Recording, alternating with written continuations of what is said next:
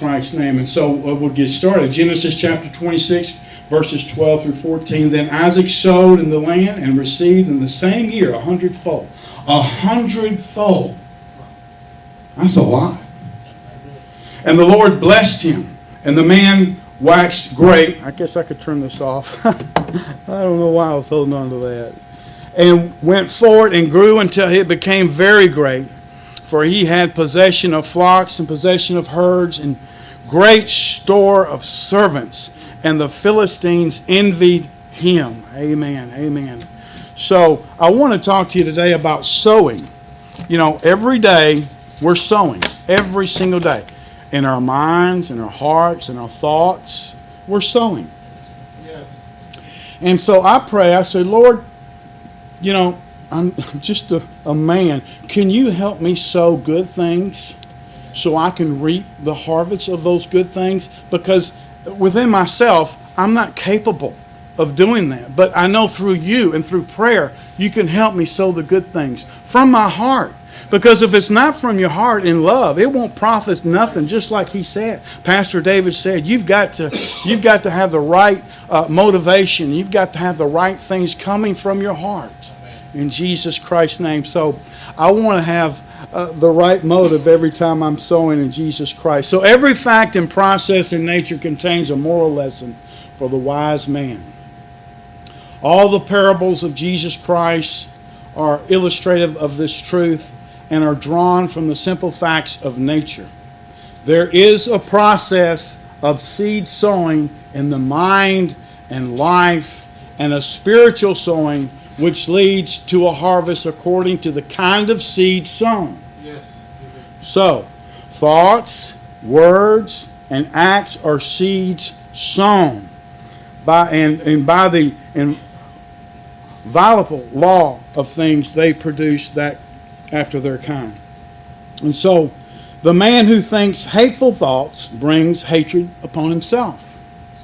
The man who thinks loving thoughts is loved. Amen. The man whose thoughts and words and acts are sincere is surrounded by sincere friends. And the insincere man is surrounded by insincere friends. The man who sows wrong thoughts and deeds and prays that God will bless him is in the position of a farmer who, having sowed tares, asks God to bring forth him a harvest of wheat. It's just not going to happen. In the straight and narrow path, he who would be blessed, let him scatter blessings. He who would be happy, let him consider the happiness of others. Amen. Amen. Amen. And then there is another side to seed sowing. The farmer must scatter all his seed upon the land and then leave it to the elements. Were he to covetously hoard his seed, he would lose both it and the produce, for his seed would perish. It perishes when he sows it, but in perishing it brings forth a great abundance. So in life we get by giving and grow rich in scattering. To hoard is to lose. To exclusively retain is to be dispossessed. And even the man who would increase his material wealth must be willing to part with what little capital he has, and then wait for the increase. So long as he retains his hold on the precious money, he will not only remain poor, but he will grow poorer every day. He will, after all, lose the thing he loves, and will lose it without increase. But if he wisely lets it go, like the farmer, then he can faithfully wait and reasonably expect the increase. Amen. Men are asking God to give them peace and purity and righteousness and blessedness, but are not obtaining these things. And why not? Because they are not sowing them. Men have yet to learn that the way to obtain peace and blessedness is to scatter peaceful and blessed thoughts, words, and deeds. Men believe that they can sow the seeds of strife, impurity, and then gather in a rich harvest of peace and purity just by asking for it. What a pathetic sight to see an irritable man, quarrelsome man, praying for peace. Men reap that which they sow. And any man can reap all blessedness now and instantly if he will put aside selfishness and so broadcast the seeds of kindness, gentleness, and love in Jesus Christ's name. Let him seek within and find. Having found, let him abandon all the seeds of self and sow henceforth only the seeds of truth. Now, I wanted to put a P.S. in here. Worry destroys efficiency.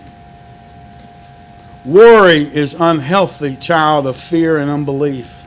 Those two are married, and what children they have begotten. Worry leads to the wasting of vital energy, the disturbing of digestive organs and other organs, which impairs your ability. It can become a mental disease. It is contagious. It leads to all kinds of physical and mental disorders. We're talking about worry. But the cure is simple. Just simply trust in the Lord with all your heart and lean not to thine own understanding. In all thy ways give him his place, and he will direct your paths. Amen. So casting all your anxiety upon him, for he cares for you. And get quiet for a moment and remember this: God is on your side at all times. At all times. Don't let the enemy lie to you.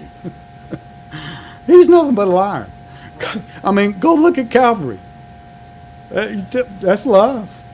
And like David said, he's not going to stop. Right. If God is for you, who can be against you? Amen. No one can conquer the man who trusts in the Lord with all his heart. There are not enough enemies in all the world to whip the man who trusts absolutely in the wisdom of God, his Father, and does not lean upon the common sense knowledge. No man is safe to go out into the business world until he has first learned the secret of absolute trust in the Lord. So, if you haven't learned it yet, you are bearing your burdens and fretting in care and anxiety. Go along and settle it with the great issue with the Lord. Amen. Take his wisdom and grace and go out and do your work perfect with efficiency. You know, there's a lot of people, I love them. They may not give me the time of day, or they might be ugly to me, but I'm not going to let that get in my heart or my spirit. I'm so sorry for them. They're missing out so much in life if they'd only give their heart to the Lord. And